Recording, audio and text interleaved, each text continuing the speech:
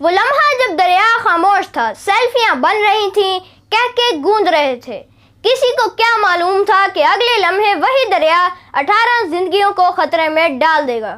سوات کے خوبصورت پہاڑوں اور بہتے دریاؤں کی سیر کرنے سیالکوٹ سے آنے والا ایک خاندان اس وقت اپنی زندگی کے بدترین سانے سے دو چار ہو گیا، جب دریائے سوات میں اچانک آنے والا تیز ریلا خاندان صبح کے وقت دریا کے کنارے بیٹھ کر ناشتہ کر رہا تھا۔ بچے ہنستے ہوئے دریا کے قریب گئے، کچھ تصاویر بنا رہے تھے، کچھ پانی میں کھیلنے کی خواہش لیے وہاں موجود تھے۔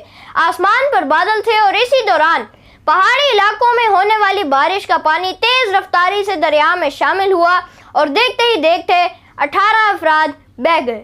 ریسکیو آپریشن شروع کیا گیا مگر وقت گزر چکا تھا۔ 3 افراد کو زندہ بچا لیا گیا، 6 کی لاشیں نکال لی گئیں، جبکہ باقی افراد کی تلاش اب بھی جاری ہے۔ ایک مناظرہ شخص نے زاروں قطار روتے ہوئے بتایا کہ ہم ناشتہ کر رہے تھے، بچے سیلفی لینے کے لیے دریا کے پاس چلے گئے، پانی کم تھا مگر اچانک ایک تیز ریلا آیا اور بچے اس میں پھنس گئے۔ ہم نے فوراً ریسکیو کو کال کی مگر وہ 1.5 سے 2 گھنٹے بعد آئے۔ ہمارے سامنے ہمارے بچے ڈوب گئے اور کوئی انہیں بچا نہ سکا۔ یہ واقعہ قیامت بن کر آیا، انتظامیہ اور معاشرے کے لیے بھی ایک کڑوا سچ چھوڑ گیا۔ حالانکہ دریا کے قریب جانے اور نہانے پر دفعہ 144 نافذ تھی، تصاویر، ویڈیوز اور تفریح کی خاطر احتیاط کو نظر انداز کر دیتے ہیں آپ لوگ۔ آپ سوچیں کہ ایک باپ اپنے بچوں کو سامنے ڈوبتا ہوا دیکھ رہا ہو اور کچھ نہ کر سکے، ایک ماں کے سامنے اس کے اپنے بچے اس کے سامنے پانی میں بہہ جائیں اور ریاست 2 گھنٹے تک خاموش تماشائی بنی رہے۔ اس واقعے کا اصل درد صرف پانی کے بہاؤ میں نہیں چھپا ہوا، اس سسٹم کی نااہلی اور ہماری اپنی غفلت بھی اس کی بہت بڑی وجوہات ہے۔ ریسکیو ٹیم کو آنے میں 1.5 سے 2 گھنٹے لگ گئے۔ وہ 2 گھنٹے جب ایک سیکنڈ زندگی اور موت کے بیچ کا فاصلہ تھا۔ کیا ہماری ریاستی مشینری کو صرف فائلیں سنبھالنی آتی ہیں؟ کیا ایمرجنسی کا مطلب صرف خانہ پوری ہوتا ہے؟ ان سوالوں کا جواب کون دے گا؟ ادارے اپنی روایتی سستی اور لاپرواہی سے باز نہیں آتے۔ جب اطلاع ملی تو فوری طور پر حرکت میں کیوں نہ آئے؟ کیا کوئی ٹریننگ ہے، کوئی ذمہ داری ہے یا سب کچھ صرف رسمی خانہ پوری تک محدود ہے؟ اگر واقعی دریا کے قریب جانے پر دفعہ 144 نافذ تھی تو کیا ان سیاحوں کو مطلع کیا گیا تھا؟ کیا دریا کے کنارے پہ کوئی فزیکل اطلاع دی گئی تھی؟ اگر دی گئی تھی تو کیا اس خاندان نے قانون کی خلاف ورزی کی؟ اگر ایسا ہے تو پھر یہ ہماری بے احتیاطی اور بس ایک سیلفی اور ایک لمحے کی خوشی پر جان داؤ پر لگانے والی ذہنیت کا بھی نتیجہ ہے۔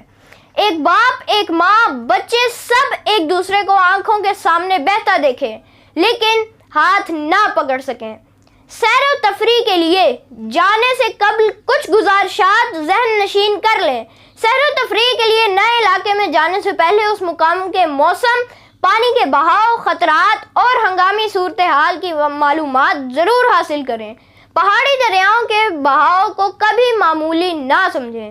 وہ پرسکون دکھائی دے سکتے ہیں لیکن ان کے اندر اچانک تنگنائی آ سکتی ہے، خاص طور پر اگر دریا یا ندی نالوں کے قریب جانے کا ارادہ ہو۔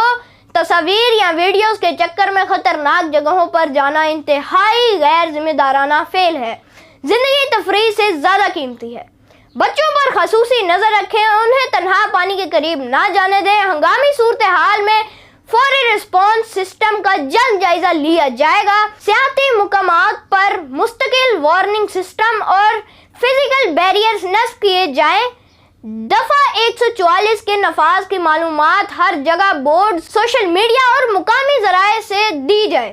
شہری خود بھی احتیاط کا دامن نہ چھوڑیں، زندگی صرف ایک لمحے کی لاپرواہی سے ہمیشہ کے لیے سوات آج ایک پرسکون منظر نہیں بلکہ ایک خاندان کی چیخوں کی بازگشت ہے۔ اگر ہم نے اب بھی ہوش کے ناخن نہ لیے تو ہر سیاحتی مقام ایک ممکن آسانیہ بن جائے گا۔ شہر کو زندگی کی تازگی بنانے کے لیے زندگی کی حفاظت پہلے لازمی ہے۔ وہ لمحے، وہ چیخیں، وہ بے بسی، چند سیکنڈز میں پورا خاندان ایک دوسرے سے ہمیشہ کے لیے جدا کر دے۔ یہ منظر واقعی قیامت خیز تھا۔ سلام پاکستان۔